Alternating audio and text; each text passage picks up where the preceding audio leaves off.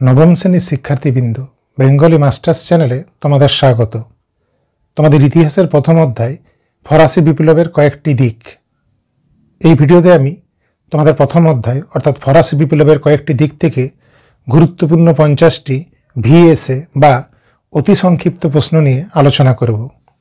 প্রশ্নগুলি তোমাদের প্রথম সাময়িক পরীক্ষা এবং বার্ষিক পরীক্ষা দুটির জন্য সমান গুরুত্বপূর্ণ। কাজেই ভিডিওটি স্কিপ না করে সম্পূর্ণ ভিডিওটি দেখো।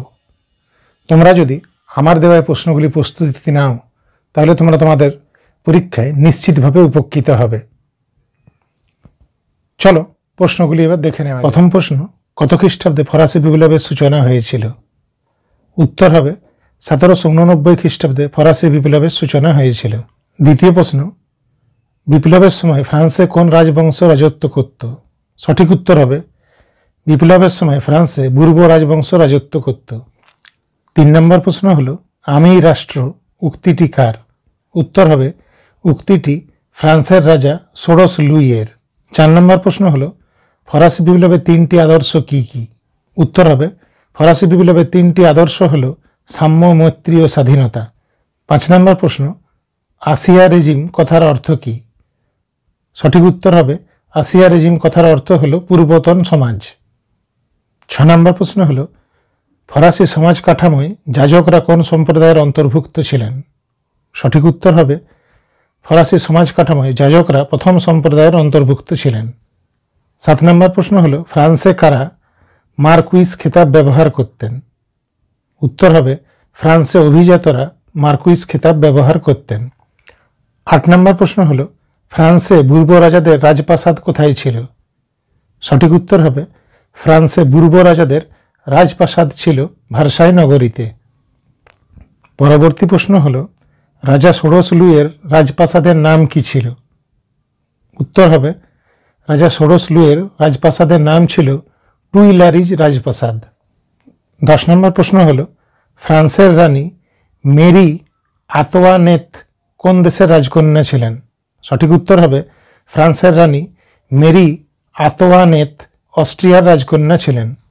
পরবর্তী প্রশ্ন হলো, ফ্রান্সে পরোক্ষ কর আদায়কারী কর্মচারীরা কী নামে পরিচিত ছিল?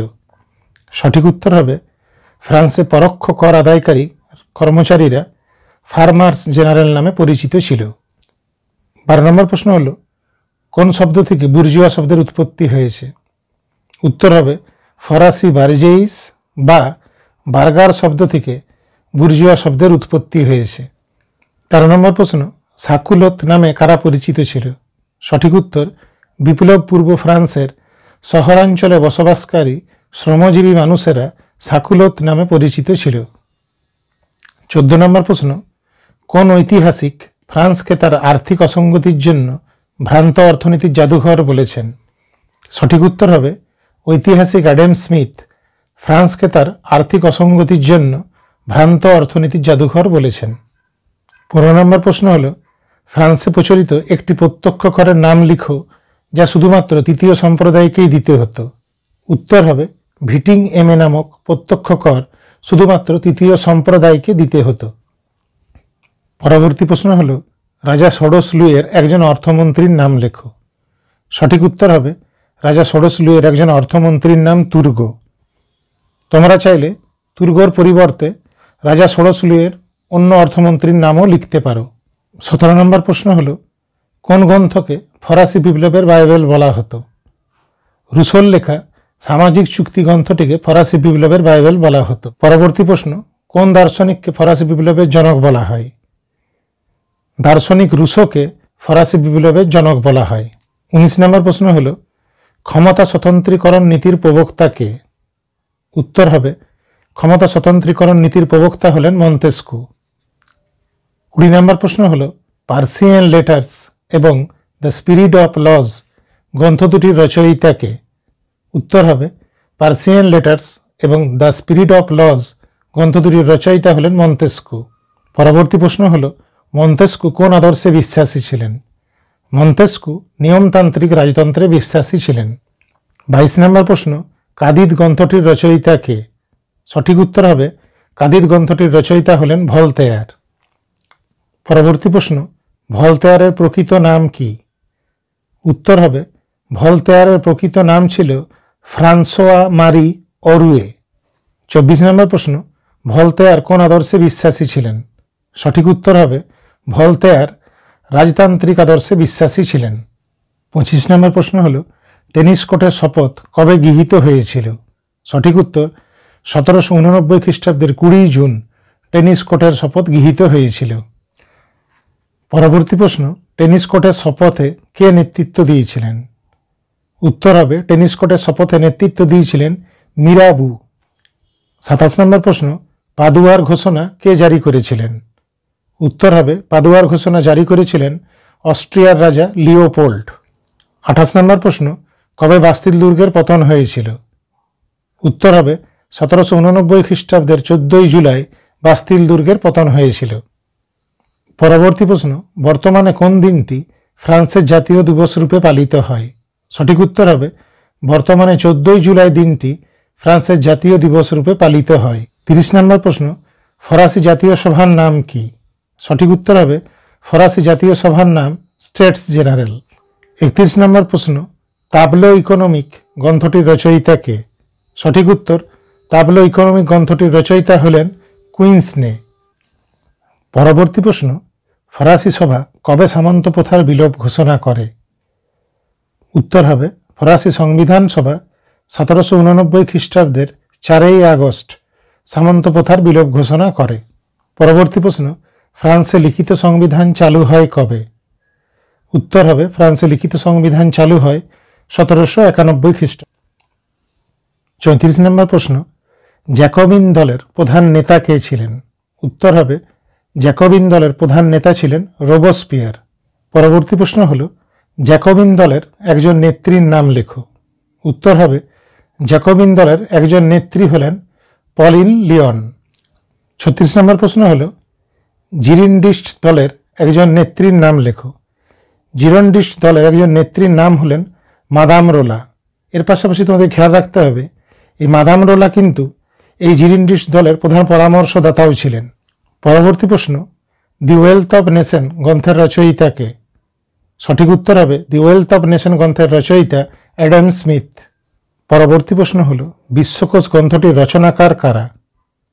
সঠিক উত্তর হবে বিশ্বকোষ গ্রন্থটি দুজন রচনাকার ছিলেন, ডেনিস দিদেরো এবং দ্য অ্যালামবার্ট।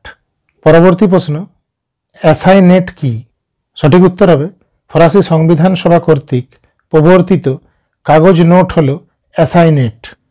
40 নম্বর প্রশ্ন হল প্যারি কমিউন কি? সঠিক উত্তর হবে ফরাসি বিপ্লবকালে প্যারিসে গঠিত নতুন পৌরসভায় হল প্যারি কমিউন। 41 নম্বর প্রশ্ন হল নতুন ফরাসি সংবিধান কবে প্রণয়ন করা হয়েছিল? উত্তর হবে নতুন ফরাসি সংবিধান 1791 খ্রিস্টাব্দে 30 সেপ্টেম্বর প্রণয়ন করা হয়েছিল। পরবর্তী প্রশ্ন হল ফরাসি সংবিধান সভার একজন পরিচালকের নাম লেখো। উত্তর হবে ফরাসি সংবিধান সভার একজন পরিচালক হল লাফায়েত।